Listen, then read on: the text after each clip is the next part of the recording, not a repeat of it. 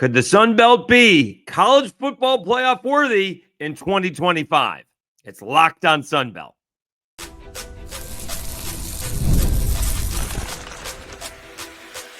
You are Locked on Sun Belt, your daily podcast on the Sun Belt Conference, part of the Locked on Podcast Network, your team every day.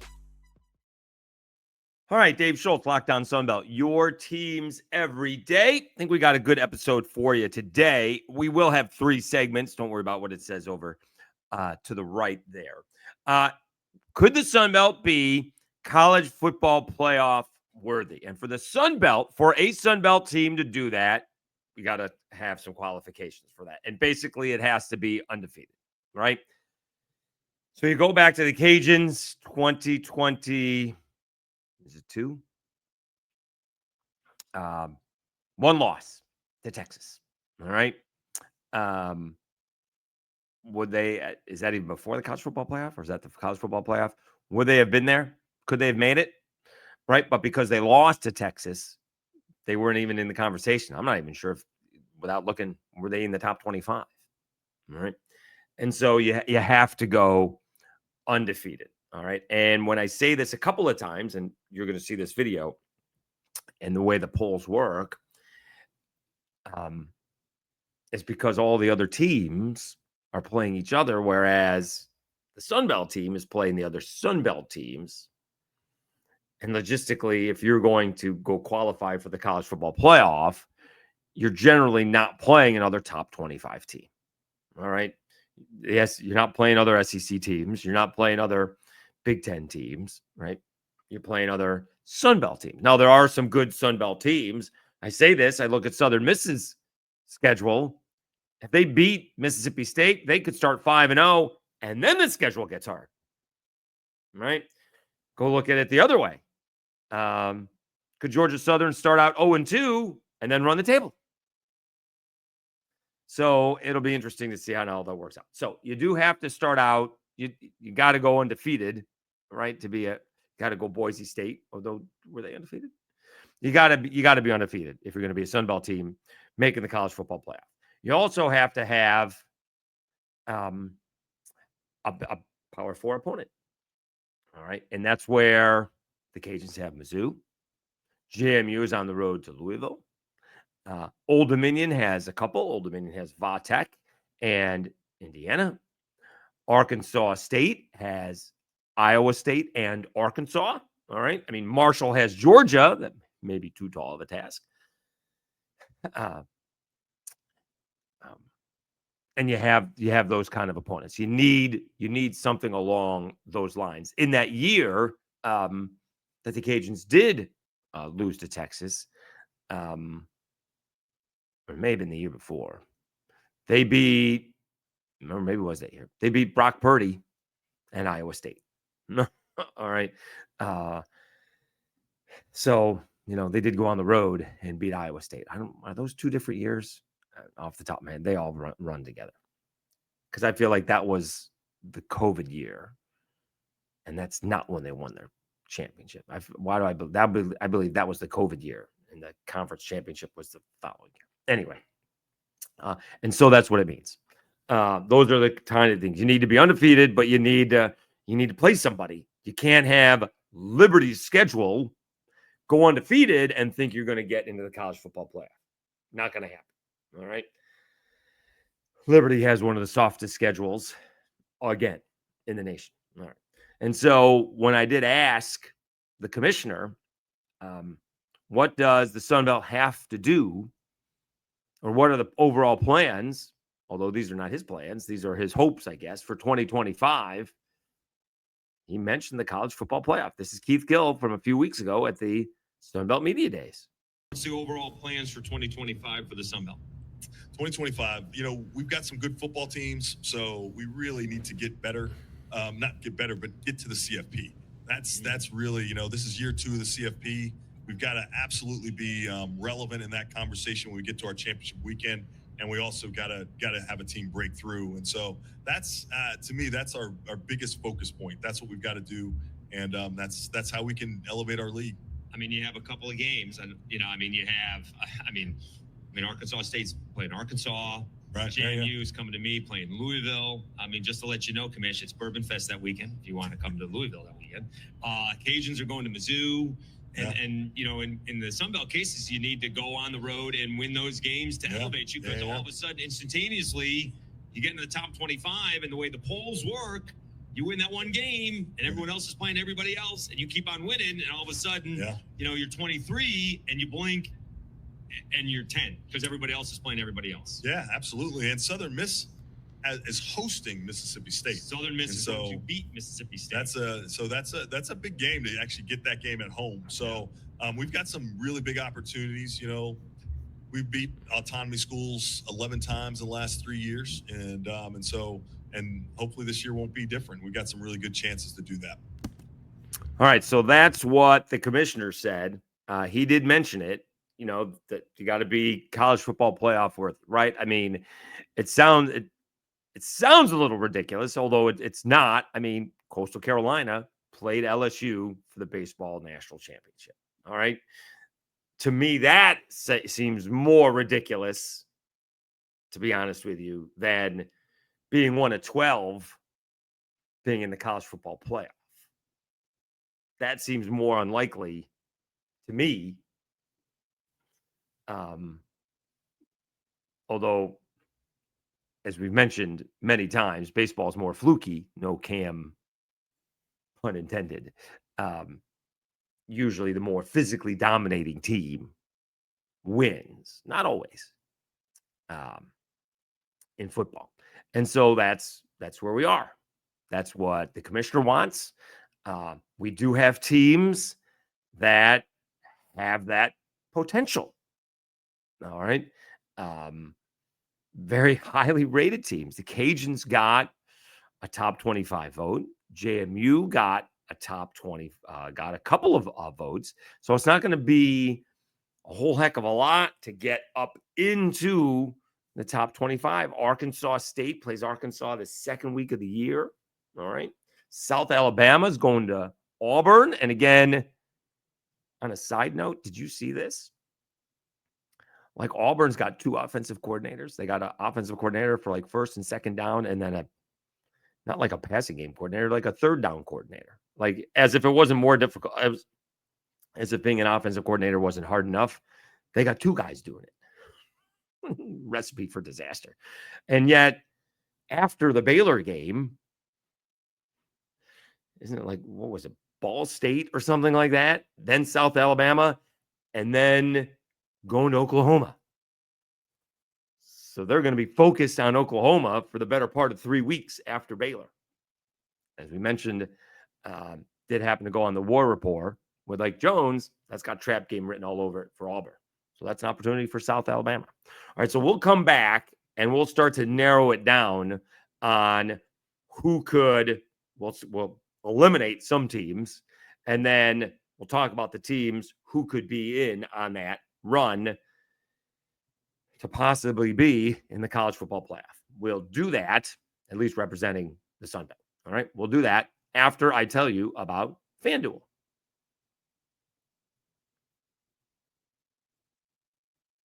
Summer sports are in full swing, and whether you're all about baseball under the lights, golf on the green, or high-stakes soccer action, FanDuel is the best way to make every game even more exciting. You've already following the action. Why not make it a little bit more thrilling? With FanDuel, you can get in on one game while your friends are getting sunburned at the beach. I've been using FanDuel to track my favorite matchups, and the app keeps it fresh with new daily promotions and fun ways to bet. It's easy to use, fast to pay out, and makes even regular season games feel like must-watch events. Whether I'm placing a same-game parlay or watching a bet ride into the 9th inning, FanDuel makes it feel like I'm part of the action. New to FanDuel, new customers can bet just $5 and get $150 in bonus bets if your first bet wins. Open the FanDuel app today or visit FanDuel.com to get started.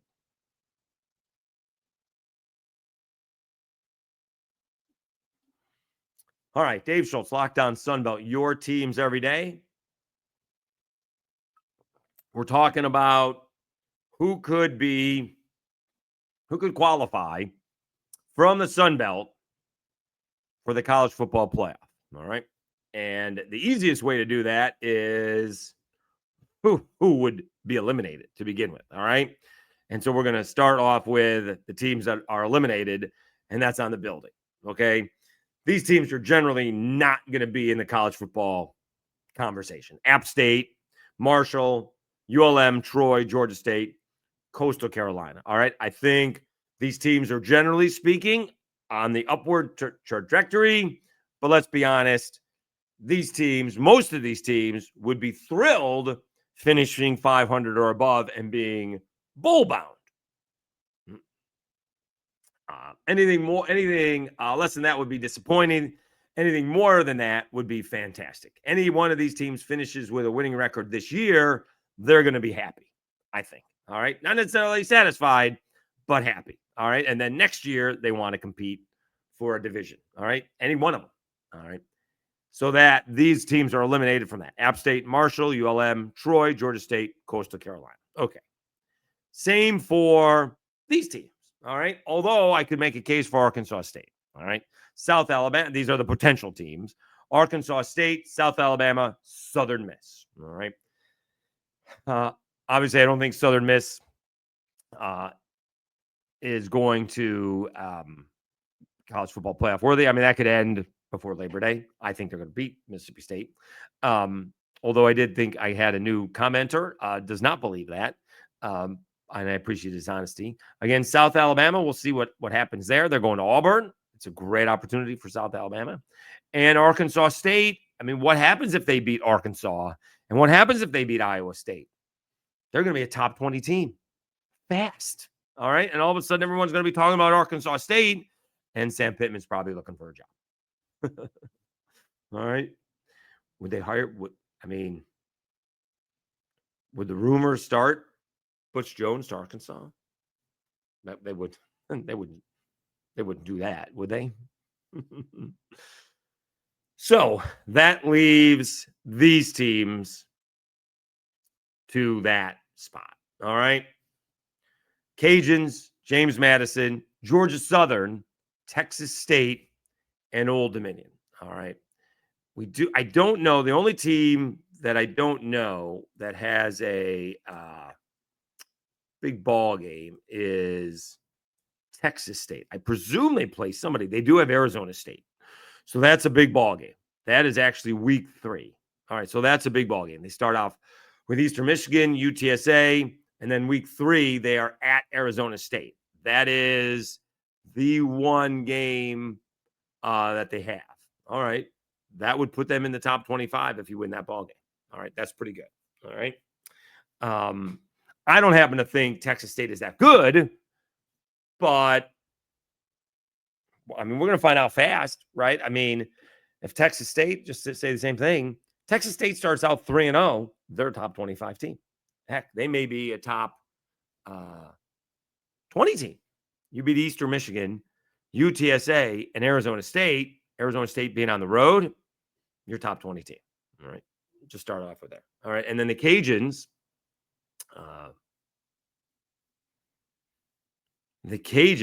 they start off, they get 2 ball games at home.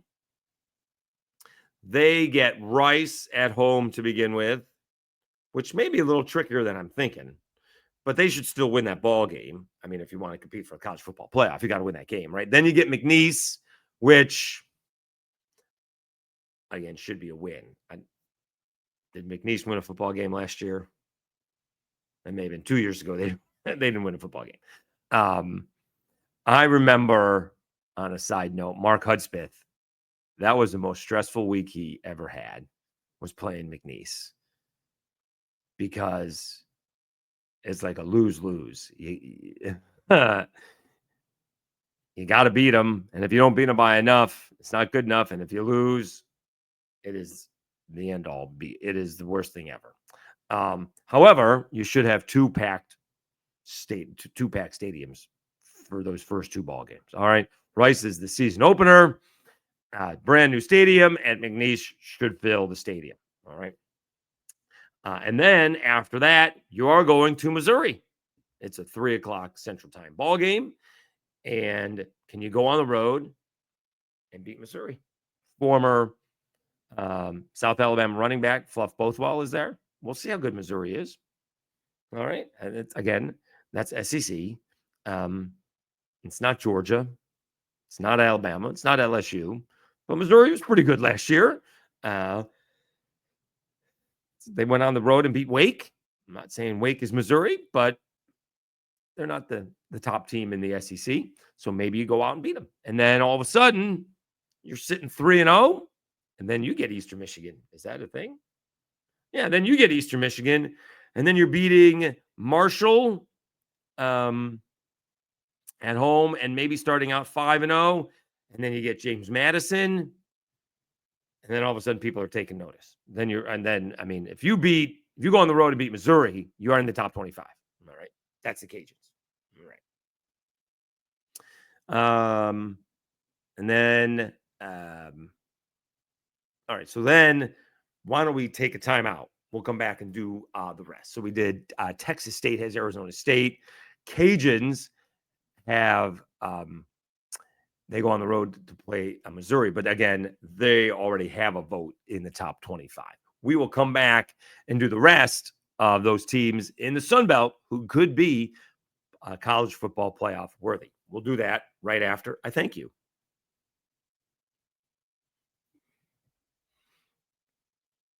Continuing to grow. Had another good day on, again, like I said, I don't have weekends, so I don't know what day it was. Wednesday, actually, because I didn't do a show on Tuesday, I had a couple of people reach out making sure I was okay. So I do appreciate that. Does make me feel good that people are watching on a daily basis. And it's just, actually, we got a little smack talk going back and forth between fans. That's kind of nice. Keep it respectful. All right. No one has any problem with smack talk. But I kind of like that. So that's kind of cool. But we are continuing to grow and we'll keep on doing it. All right. We kind of slowed down yesterday, but hopefully we'll get to that 2,500 subscriber base before we kick it off again, not the Thursday or the Friday of the first week, but of that Saturday. All right. We should have that's what I'm looking forward to. 2,500 on that Saturday. And then the next week, hopefully I will see our friends, Bob Chesney, Dave Reichert, Shane Metlin and company as JMU comes to Louisville and we see the Dukes here in person. All right. Again, don't forget about those audio podcasts, Apple and Spotify. It is a big, big help. Thank you oh so much.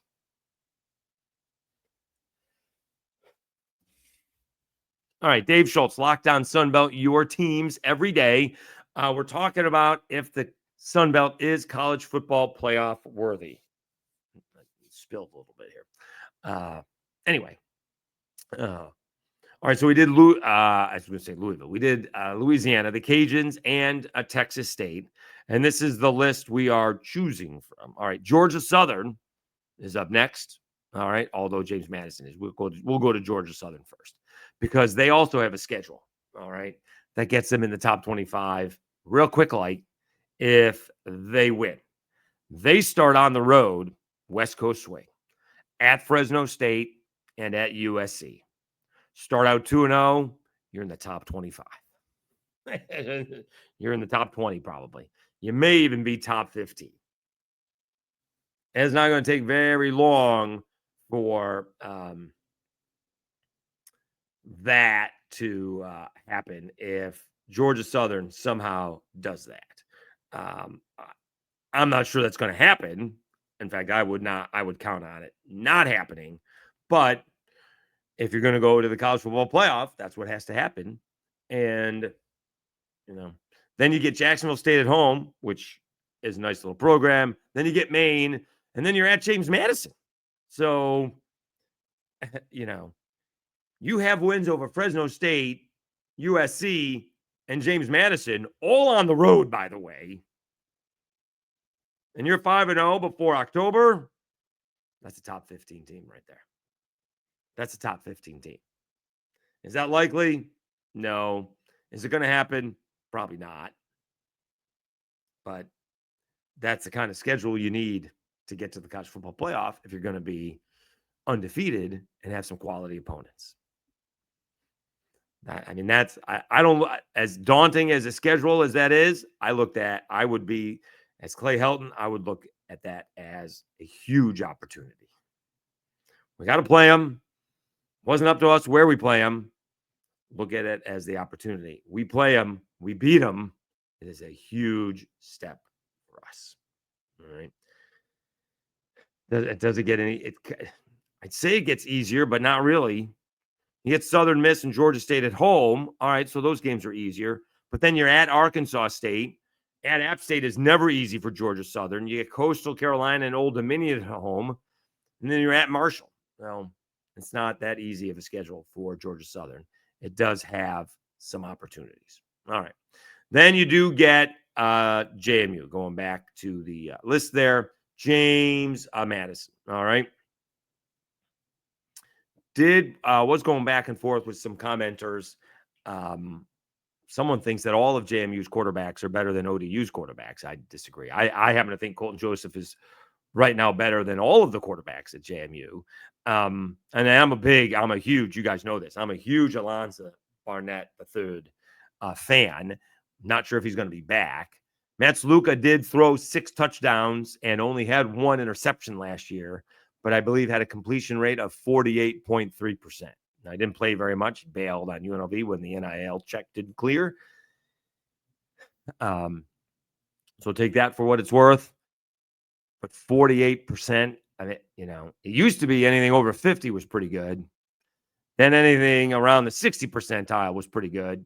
Now, if you're not over 65%, it's not good. And he was under 50. So we shall see. Nonetheless, JMU's schedule has the possibility. They start off with Weber State, and then they're coming to me, and that is on national TV. That's on the Deuce. That's on ESPN2. They're playing Louisville. Come in here. Was it L&N Stadium? It's a credit union. I run there every day, and I don't know the name of the stadium. That's a bad job by me. And you come in here, beat Miller Moss and former South Alabama wide receiver Colin Lacey. You beat this team, who some people think could challenge Clemson and Miami in the ACC. All of a sudden, JMU also has some top 25 votes in the also receiving votes category. They'll be in the top 25. Go on the road and beat Louisville. You're going to be right there. All right. Then they actually get an early week off. Then they go to Liberty and face Jamie Chadwell and those Liberty Flames. What happens if you go out and blow out Liberty? If you do, I'm not sure how many times Liberty's been blown out when Jimmy Chadwell's the coach, but say you go into Lynchburg, Virginia and take care of the Flames and you're 3-0. They're a top 20 team. And they're hosting the Cajuns, right? They get Georgia Southern after that, but they're hosting the Cajuns. That's a big ball game, right? They do get Texas State also on ESPN2. They're also getting Washington State later on in the season, which is an odd deal later on in the season. But again, that schedule lines up for them to do it, all right? So that's a possibility for JMU, and you get it really early on in the season because they are coming here to Louisville, and it is on national TV. So the Sun Belt will get some love very quickly. That game also, by the way, is on a Friday night. They moved that ball game up. Let me see if it's on that. It should be on the schedule here that way. It is on September 5th, Friday night, 7 p.m. Eastern time. All right. Again, we'll see if I have to deal with traffic. I hope I don't. Hope I can get home, drop the car off, and when I tell you walk to the stadium. All right. I would be home and just not deal with any of the traffic. That'd be much easier. And then the last one, again, outside shot, but I think they're going to contend in the Sun Belt. So just like Texas State, I have ODU, right? All right. And they have the schedule as well. All right. They have Indiana first up, going up against the former JMU coach. Indiana was in the college football playoff last year. How unlikely was that? Right? We're sitting here talking about how unlikely it could be, or how likely it is, either way, for a Sun Belt team to get in there. About as likely as it was for Indiana to be in the college football playoff last year. Come on. All right. So if you go into Indiana and take down the Hoosiers, you're also playing Virginia Tech. Let's see here. I want to see all these cookie things always popping up. Let's see their schedule, because it is Indiana, North Carolina Central, and Virginia Tech. So, I mean, by September 14th, again, ODU could be, are you a top 15 team if you're beating Indiana and Virginia Tech and you're 3-0? Certainly top 20. Then does it get tough? Then you have Liberty, Coastal Carolina's family weekend. You're at Marshall. You're at JMU. App State is homecoming. At ULM. It's always tricky for the teams from the East. Hosting Troy. At Georgia Southern. Not going to be easy. Georgia State at home to wrap it up. That Troy game is on, looks like it's on ESPN. It's the Thursday night game on ESPN. So those are the teams, the ones that are their contenders, and they all have, Power 4 games. Arkansas State also, should mention, has Arkansas and Iowa State. And of course, we've been harping on the Southern Miss Mississippi State ball game for the better part of 4 or 5 months. So is the Sun Belt worthy? They got to go undefeated, and you beat those teams on the road, you absolutely have a shot at getting into this. It'll be interesting to see, is there a decision between a 9-3 SEC team or an undefeated Sun Belt team, right? And again, the only way that's going to happen is if, just putting it out there, the Cajuns and JMU are undefeated going into the Sun Belt championship game. Texas State, Georgia Southern are undefeated going into the Sun Belt championship game, right? Sadly, right, that, would you have a conspiratory theory? Because a lot of times when it was the SEC and Alabama had the loss, you needed Alabama to win to get to the college football playoff. When that happened, some people looking back would say, oh, they didn't play that COVID year. Coastal Carolina didn't get in. Did we have the playoff in 20? Coastal Carolina didn't get into that because they didn't want to play the Cajuns and lose. Coastal Carolina apparently was suffering from COVID. Cajuns fans haven't gotten over that one yet. Just throwing that out there. Nonetheless, I think the Sun Belt has a shot. They do. And a lot of that is going to be determined. You don't have to wait until the end of the season to figure that one out. This is all going to be determined second or third week in September. Right? All those games are early. Right? Old Dominion's starting off with Indiana. I think Arkansas State and Arkansas, second week of the season. Cajuns going to Missouri, third week of the season. JMU's coming to Louisville, second week of the season. A lot of these things are very early on. And we're going to find out if the Sun Belt is college football playoff worthy way before we get to October. Now, does it last that long? We'll see if it lasts all throughout the year. But, we're going to get a lot of that hype very early on and see if it carries through. All right. Thank you so much for tuning in. Another great episode. Let me know what you guys think in the comments. Is the Sun Belt college football playoff worthy?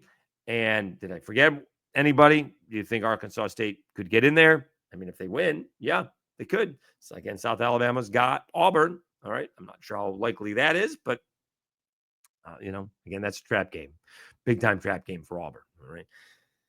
Again, thank you so much for tuning in. Should have another episode. I gotta contact my beat writer friends to see if they want to join me. Every time I think about it, it's way too late. So maybe we'll think about it during the day tomorrow when I have a shot. All right. Then doing that later on in the evening. I did not. Very odd. Had a day off on Monday and working for the rest of the week. And I'm off on the weekend. Maybe we'll just do it for the weekend. Start fresh next week. Who knows? We shall see. Nonetheless, thank you so much for tuning in. Let me know what you guys think. Is the Sun Belt worthy? And who could be the representative from the Sun Belt in the college football playoff? You've been watching Locked On Sun Belt, your teams every day. Have a great Thursday, everybody. We'll talk to you again on Friday.